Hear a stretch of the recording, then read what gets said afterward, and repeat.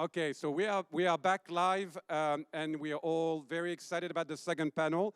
I've already told the speaker, well, my name, Michael Sinatra, but also the fact that I'm going to be the mean chair that Jacob was hoping to be and was too nice. So there will be no bios. It's all on the website. You're interested in the speakers, so are we. Read about their bios on the website. They will be, they've been warned, very strict for time. If they go over, there will be no questions. You'll talk to them at the break during lunch. And without further ado, Matteo Treleani will be our first speaker. And I give him the mic. Thank you very much, Michael, and thank you, Clarice and Jacob, for this invitation, this great conference. I just present myself because I'm a semiotician. I'm not a computer scientist, but I work with two computer scientists from INRIA in Sophia Antipolis, who are Aline Menon and Marc Winkler. So I actually thank them because of what we are going to present here is partly made by them and by our developer, who is Jean-Marie Dormois. So I will talk about this project, which started in 2020. It's a project called CROBORA, Crossing Borders Archives, and which is funded by the Agence Nationale de la Recherche. And the project will end this summer. So the main partners of the project are actually 3 audiovisual archives in France and Italy. The INA, that everybody knows, I think, and mainly the legal deposit of television, the Institut National de l'Audiovisuel, and the legal deposit of the web. Rai Tech, which is the Rai Radiotelevisione Italiana, it's the main, the service public television, the audiovisual service public television of Italy, and Mediaset, which is the main private broadcaster in Italy. That just to make it understandable, it's the broadcaster of Silvio Berlusconi. That was Silvio Berlusconi, and so we work with them too. The main purpose of the project was trying to understand the circulation of audiovisual archives in news programs. Our aim was understanding how the circulation of some audiovisual archive may build the visual memory of the European construction and mainly European integration. So we started at looking at 6 national channels in France and Italy, and a selection of web accounts. And we tried to look at all the reused stock sequences that are used when they talk about European construction. The project started with an observation, that's the observation of an increase in visual production. We are approaching what that world governed at 100% by the images that Walter Benjamin was talking about, and which is frequently recalled by Peter Zendi. So the quantity of visual content produced daily is such that we can't even imagine seeing it all. And the interesting thing is that the increase in authors, producers, distributors, and broadcasters and content does not seem to be accompanied by an increase in visual diversity. On the contrary, we would say that the growth of audiovisual content actually brings about a decrease of visual diversities. So there is, it's important to remind the role of the audiovisual industry. A large amount of audiovisual content that we can find in web platforms like YouTube, and especially for news contents, is produced by the traditional media industries and mainly by TV industries, so TV broadcasters. So that means that the role of television industry in the visible space in media is still very important, especially for news contents. And the other issue is the fact that according to data from the French TV legal deposit, so there are some data taken on 10 years of television in France, 130 television channels between 2009 and 2019. Actually, 2/3 of the audiovisual contents are repetitions, which means videos, programs, but also a lot of reused stock sequences which are repeated, so that may be linked to the effect of the decrease of visual diversity. We have a lot of contents, but a lot of repetitions too. We starting from the data issued from our research project, from CROBORA, we have seen a growing presence of this kind of images, so of stock shots, of reused audiovisual archives, especially in news programs, that are now often completely composed by stock shots, which means byte sequences taken from Reuters, Associated Press, the broadcaster archives, and already used in other contexts. Just to have an example here, the presence of stock shots is dominant in news programs. In this screenshot from the slides of two colleagues from Mediaset, so the Silvio Berlusconi channels, we can see two examples of use of stock shots in news programs, and here the presence of archives compose 75 or 100% of one video used in a news program. And so what are these stock shots? Stock shots play an essential role in this repeated content, and when we talk about videos coming from stocks, archives, deposit, we generally mean content which are illustrative and decontextualizable. So Jean-Stéphane Carnel stated that the fundamental characteristic of an illustrative image is that it is unmarked in time and space. We're not just talking about what is known in French-speaking literature as image d'archive, which usually is an expression that is used with an historical value, but here it's something else. It's not just the reuse of something to talk about a past event, about past celebrities, but these are images that are just illustrative. They are generally used to fill a gap in the visual space, to be shown instead of a black screen. We have nothing to show, and well, we show something, and that's an illustrative image. Instead of designing images from an essentialist perspective, we can try to define the uses that can be made from images. So what we found out is that we can have two kinds of uses and the polarity that we could talk about.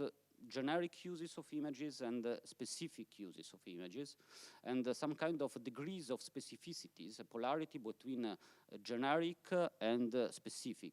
And this polarity may be determined by the spatio-temporal coordinates that within the context of the use of images are shown. So here you have two examples. The first one, you have a news from TG2 in Italy, and they were talking about a boatload of migrants coming in Lampedusa in Sicily, the June 20, 2017. So there are some determined date and place. They are talking about Sicily. They are talking about a specific event. So that's an image which is specifically related to one event and time. Some days after, that's the June 30, 2017, it's another channel, the first national channel in Italy, and you have a news about Jean-Claude Juncker talking about the crisis of migrants in Europe, and they talk about migrants and they show the same boatload of migrants, but they are not talking about the event that took place June 20, 2017. So that's just a generic use of the image. Generic use means also that we are actually linking the visual representation of the illustration with the social actor of migration. So actually migrants are linked in this way with this general way of showing them in visually. And what we are interested in is the process by which the genericization of these stock images also produce what we can call some kind of emblematic reductionism, which means that these images, this visual representation becomes visual emblems by a symbolic way representing some social actors and thus visual stereotypes. Like the one of clandestinity, the one of danger, which is associated with the social actor of the migrants. And that's actually the case in this fieldwork. So that's another case of visual generalization of an image that is initially used with a specific in a specific way, with a specific role, with some determined spatio-temporal coordinates, and then more and more genericized and actually represent in a stereotypical way the migrant. So the data that we have, actually we collected about 35,000 stock shots used in 5,000 news programs from 6 national channels, 3 in France and 3 in Italy, and a selection of web accounts from YouTube. And there is a parallel corpus of 56,000 web videos that I won't talk about it, or we may talk about it later. So it's a huge amount of data, and actually we imported all the metadata of the news programs from ANR, RAI, and Mediaset, which is a large amount of metadata that we have to know that actually news programs is usually made by, the length of a news program is about 1 or 2 minutes, so it's very short. And each news program is documented by archival institution, which means that we have a deepness of documentation which is very interesting and lets us know where there are reused sequences, because there were documentalists watching images and writing reused sequence in this news program. But we still don't have the metadata talking about the stock shots. So we may have some general evocation of the fact that we have stock shots there, but we don't have the metadata annotating the stock shots. So the main work that we have done was the indexation and documentation of the stock shots that we took from these news programs. And so we have three kind of documentation. Textual metadata, which means some categorized keywords that we used for each stock shots. Visual metadata, so some emblematic screenshots. So our researchers actually took one screenshot for each stock shot reused in a news program. So knowing that each stock shot reused is actually about no more than 3 or 5 seconds. That means that one emblematic screenshot can be useful to understand visually how it is composed. And then what we call clusters, that are actually the more tricky part. These are some links visually connecting to other visually similar stock shots. So each stock shot was documented textually according to 4 keyword categories, I was saying, which seem to cover the main reasons for using stock images. Why do we use stock images? To talk about past events. So there is something missing, but well, you should have some words there. That's not a problem. So the first one, you can see the 9/11. So that's a past event. So stock shots are used to talk about 9/11. Then you have celebrities. So you may have one stock used to talk about Nicolas Sarkozy. So in this case, you can see that the past event, it's obviously a very specific event. Nicolas Sarkozy can be generic because we can talk about him and show a generic image talking about him. Or we have places, so we have Paris, and that is the degree of specificity of that image can be more or less generic because you can see the European light that was in a specific period during European elections. And then you have what we call illustrations that are actually some images used with the purpose of showing objects or abstract events, like when we talk about the euro, about economy, and then you can show a lot of euros and so on. And then we have the visual metadata, which means these screenshots used to visually represent each reused stock shot.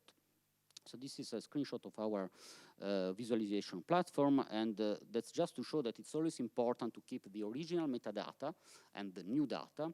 Here you have the screenshot, and you have on the right actually the keywords. So you have the celebrities here, Angela Merkel and Nicolas Sarkozy, the place, which is Brussels, the event taking place there, and you have the Franco-German couple.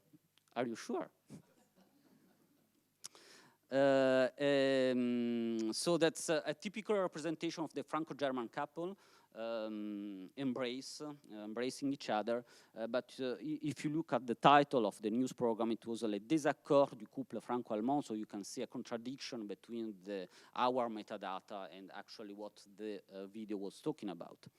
But what is still missing in this way of adding metadata to our corpus is the main point we were looking for, which are the repetitions. So actually, we have a lot of metadata, but we still are not able to rely a specific sequence to all its repetition because of two problems. The first one is the fact that despite this very laborious and almost totally human process of data collection, if an image is repeated in different documents from the point of view of data, from the point of view of the information that we have in the platform, we still have different videos and thus different images. So we actually just have some key elements that let us know that we may have repetitions, but the information, the data of repetition is not there. And on the other side, we don't have the original footage where these images come from. So the first problem is, like I can show you, for instance, here you have 7 documents where we have the reused sequence of the signature of the Treaty of Rome, which is shown by using stock shots that may be the same, which you actually don't know if they are the same. You have to look at them, you have to watch them to see that they are actually the same. So we have the metadata telling us that the Rome Treaty has been cited 7 times, but we have to watch the images manually to understand that they are the same. There is no data telling us that's the same image. And if we want to track the path of each stock shots, we have to do it manually or actually on a small focus. And the second problem is that even if we find the same stock shots, we still don't have what we could call the video source, which means the original video from which these shots have been taken. In this case, the video source is conserved by RAI and Istituto Luce in Rome, so we may have a different part of the video and not always the same ones, but it's still the same stock shot, it's still the same audiovisual archive where it came from, so we can actually link the occurrence 3 and 2 because they share some frames, but it's very difficult to link the occurrence 2 and 1 because they do not share anything, even if the video source is actually the same. So actually, we found a way to solve the first problem and not the second one. So we used some kind of Pixplot software, which is called the FastDAP, and we made some clusters of similar visual images, and we are actually adding these clusters to each stock shots in order to have all the similar images and actually being able to track the path of similar images within our corpus. Obviously, it doesn't work very well. We may have some problems here. You can see that it found that Margaret Thatcher is similar to Gaddafi. We don't know why. Okay, so I don't know if I have 1 minute to show the visual platform. So I'm going to do something which is, no, that's not what I had to do. Recopier écran. Okay, parfait. So this is our visual platform. So I've been talking about the Franco-German couple. So I will show what, if we have Sarkozy and Merkel, and we put and, so we have a gallery with all the, visual metadata, which means all the screenshots where we look, actually in each image we should have Sarkozy and Merkel together. And we have some visualization tools like tree maps where we can see where these images has been used and shown. All this is the work of, I repeat, Marc Winkler and Aline Menan from INRIA Sophia Antipolis. And also the most interesting is a diachronic representation of the occurrences of the images of Sarkozy and Merkel together. So there you can see each point is obviously one image. The color represent the different channels or the web. And what's interesting is that you can see that there is some sort of coherent representation of politicians in France and Italy. The starting of the project was trying to find some differences between France and Italy in order to find out the difficulty of sharing one common visual memory between different European countries. But what we are actually finding out is that it's pretty the same. There's some kind of European agenda between news programs in different countries. And the black links actually link the images where both are shown together. And there is another way of representing actual textual metadata where you can find the rules of associations, the probability of finding one keyword with the other keywords. So here it's not very interesting. Actually, Nicolas Sarkozy, it's very possible to find it linked to Élysée, for instance, but that's pretty obvious, but you can still find some interesting stuff by looking at these rules. For example, Berlin, and the Berlin is linked to the fall of the Berlin Wall and so on. So thank you for your attention.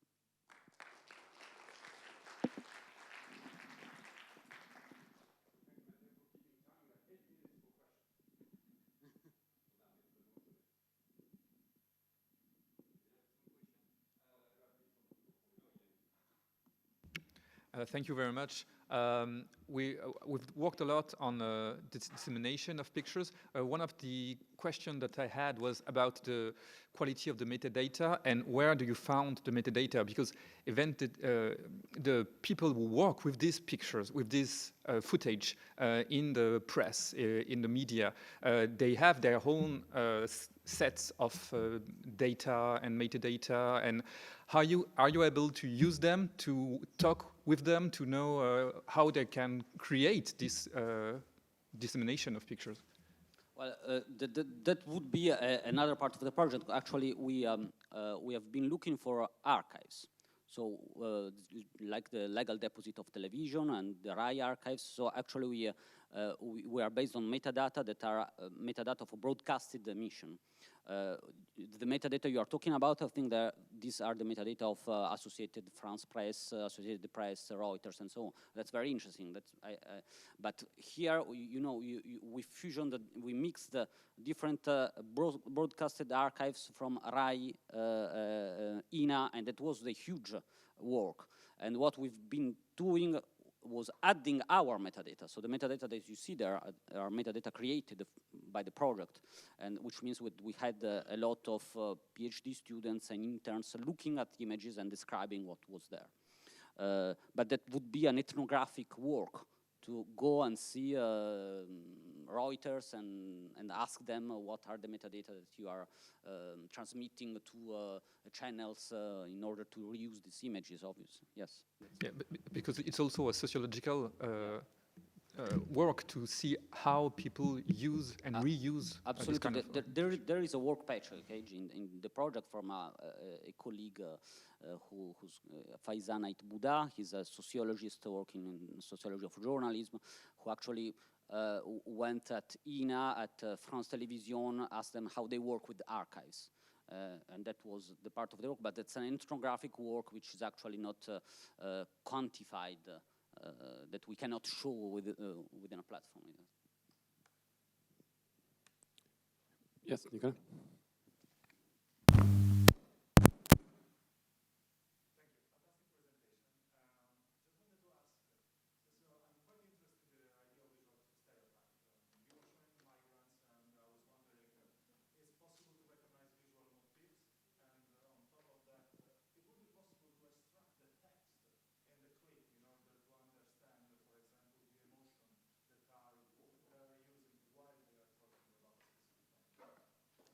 I think it's, this is some kind of the end of the project. So we came there, and we understand that it's the beginning of a new project. So all the work on stereotypes, on the motives linked to stereotypes, and not only that, obviously all the metadata linked to stereotypes, probably that would be interesting to have some speech to text, in order to have all the voiceover used when they that they have when they use some metadata. So we have done that on some specific focus. So we have some genealogies of some stock shots, and we have been looking for it everywhere, and so that was a pretty qualitative work. But that would be interesting to have a quantitative work on the context of these images, because actually we have the context, you can look for it, but we don't have the link in a quantitative way. And what's also interesting is the associated images, because you have some images repeated, but you also have a lot of images coming often together. Talking about migrants, which is a huge part of our corpus, you often have boatloads of migrants, you have helicopters coming, and then you have police officers from Italy taking care of children and women, and then you have police officers actually taking care in a different way of men. So we have you have some gender issue linked to migrants, which is very interesting, and it comes together, and you can see it by linking associated images to repeated stock shots. So I think that the editing, which is would be very interesting to look at. Thank you, Matteo. So you have, on your website, you are presenting a lot of stock shots. How did you deal with copyright issues? Okay. Sorry. Yeah, that's some kind of 1 year and a half of the project is the copyright issues. When you go, so you can go to the platform, but you cannot access the original metadata, and not even the screenshot, and not even the videos.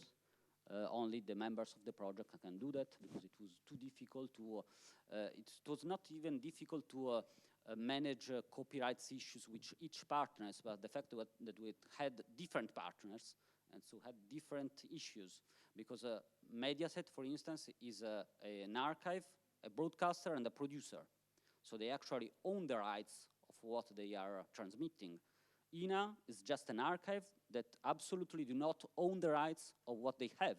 So they absolutely don't want us to touch anything and not show anything, because they don't have the right of what they have. The legal deposit is just to show archives, but they don't own the rights of what is produced. And RAI is between the two, because they produce something and they have some rights, but not everything, and so on.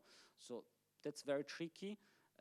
What happens is that they gave us access to videos, to everything that we can use within the project, but we cannot show them. But obviously, if you ask me, you can use the platform. There is a restricted access to the platform. So all the videos, images, and so on can be accessed by a restricted account, because INA told us that the rights owner uses some video detection tools to find their images within the web. So it's very easy to pursue them because these images are owned by INA, and actually just with the video detection tool they found out that it was in a web platform for research purposes that no one's look at, but it has been found by the tool. Well, please join me in thanking Matteo for his presentations again.